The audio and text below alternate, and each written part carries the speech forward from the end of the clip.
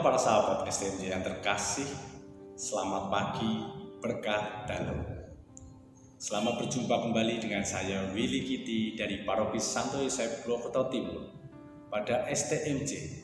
Hari ini Rabu 1 Februari tahun 2023. Bacaan Injil hari ini diambil dari Injil Markus bab 6 ayat 1 sampai dengan 6.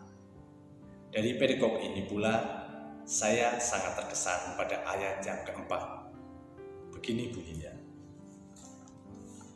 Maka Yesus berkata kepada mereka, seorang nabi dihormati di mana-mana kecuali di tempat asalnya sendiri, di antara kaum keluarganya dan di rumahnya.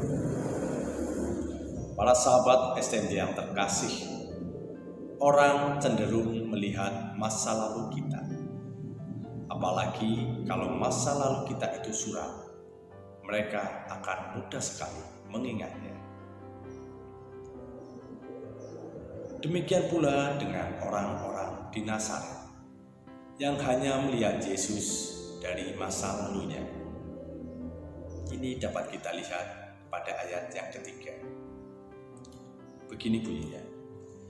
Bukankah ia ini tukang kayu, anak Maria, saudara Yakobus, Yoses, Yudas dan Simon?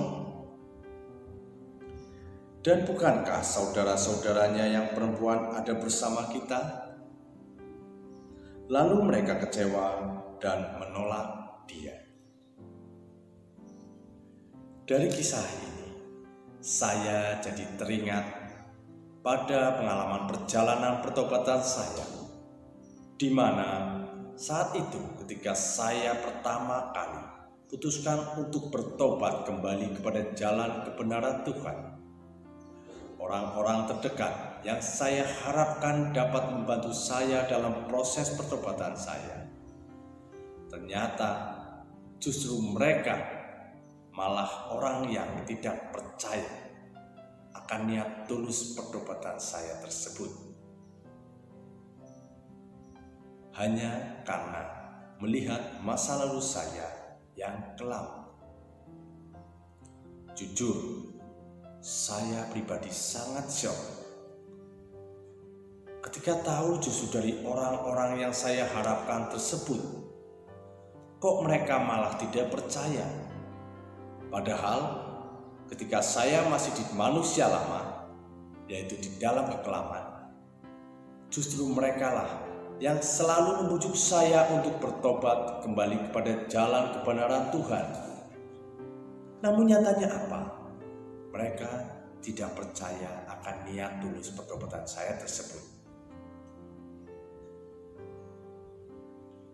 Dari peristiwa yang saya alami tersebut, saya percaya Tuhan memiliki rencana yang terbaik buat saya. Karena apa? Dari peristiwa-peristiwa tersebut, saya semakin lebih sabar dan saya semakin berusaha lagi untuk merendahkan hati saya di dalam menjalani proses pertobatan saya tersebut.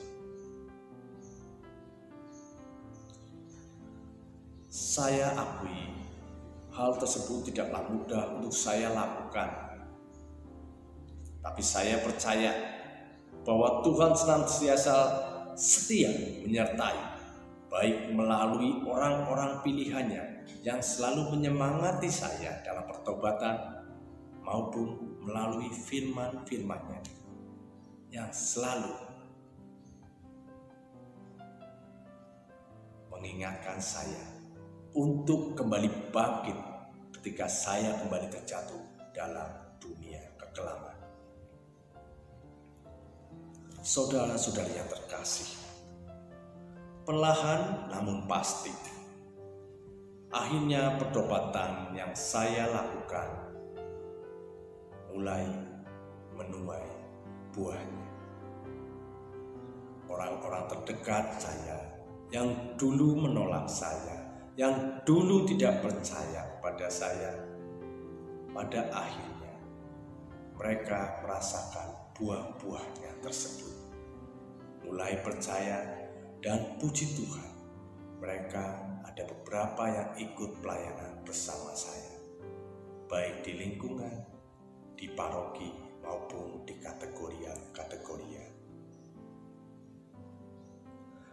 Para sahabat STNJ yang terkasih, demikianlah sharing saya pada hari ini. Bagaimana melalui firman-firman-Nya, Tuhan ingin membentuk saya menjadi pribadi yang lebih baik lagi untuk dapat menikmati dan merasakan berkat kasih-Nya yang begitu berlimpah dalam kehidupan saya. Sehingga saya tidak syok lagi atau kecewa ketika ada orang yang menolak, ada orang yang tidak percaya pada pertobatan saya. Yang saya lakukan hanyalah terus melakukan proses tersebut dengan kerendahan hati dan penuh sukacita. Terpujilah Tuhan, kini dan sepanjang segala masa.